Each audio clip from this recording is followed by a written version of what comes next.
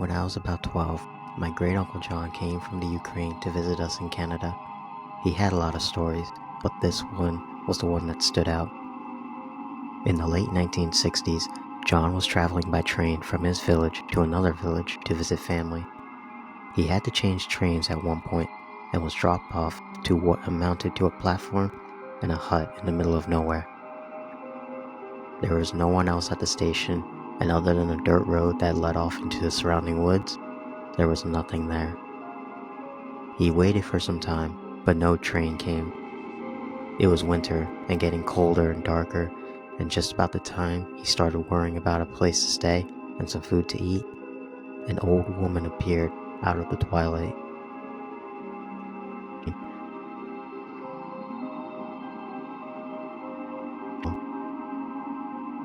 She asked if he was waiting for the train, and when he said he was, she said it wouldn't be long until the following day.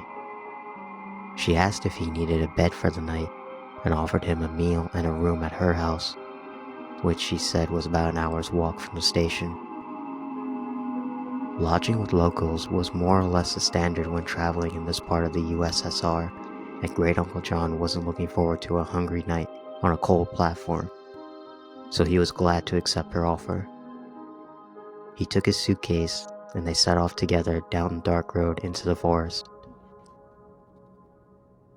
It was more than an hour away, more like 2, and by the time they arrived at the woman's 2-story house, John was tired and hungry. They went inside, and the woman lit some oil lamps and warmed some borscht for them. It was the first time John was able to see the woman clearly, and he was a bit startled to realize that the old woman was actually a man. Not wanting to pry and too tired to care, John finished his soup and asked where he would be sleeping.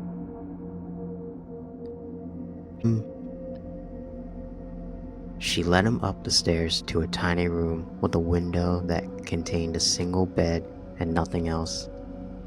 He thanked her, they said goodnight, and she closed the door. Then she locked it, leaving him in the dark. Somewhat creeped out by this, John called out to her, but she didn't answer, and he heard nothing else. Figuring he would deal with it in the morning, and that she'd probably done it by mistake, John set his suitcase down and laid on the bed, deciding to make the most of it and get some sleep. Before he could fall asleep though, he felt the urge to pee, and got out of the bed hoping to find a chamber pot or something he could pee in.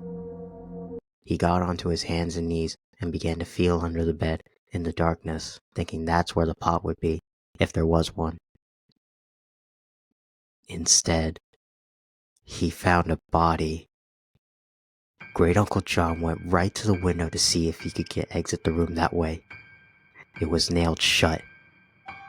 He knew that if he remained in the room, he was probably a dead man, but if he broke the window and tried to get out that way, there was a good chance that the old woman, and who knows who else was there, would hear him and come into the room before he could get away. So he did the only thing he could. He pulled the body from under the bed, heaved it onto the mattress, and covered it with the blanket. Then he got under the bed and waited. Sure enough, about an hour later, he heard footsteps coming slowly up the stairs and then toward the room. The lock clicked and the knob turned slowly. In the gloom, John saw someone move toward the bed. Then he heard several horrific and sickening thuds. The person had bashed the body on the bed with a large crowbar, which they had then dropped onto the floor right in front of John. There was silence. Then the person went out of the room and the door was shut again. The footsteps went down the stairs and then there was silence again. John moved out from under the bed, took the crowbar, and was able to slowly pry the window open. He didn't say, but I imagine he was shitting bricks the entire time. When the window was up, he threw his suitcase out, then dove through himself, not caring what was below, only worried about what was behind. He landed without too much injury and began to run into the field behind the house towards some lights in the far distance. It turned out to be a highway with some military and transport trucks on it. John was able to get a ride into another village where he could catch the train.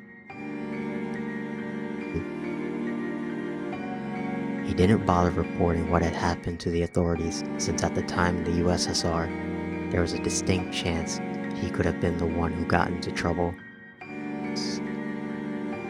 He just thanked God he escaped and decided that the next time he traveled to visit relatives, he would take another way.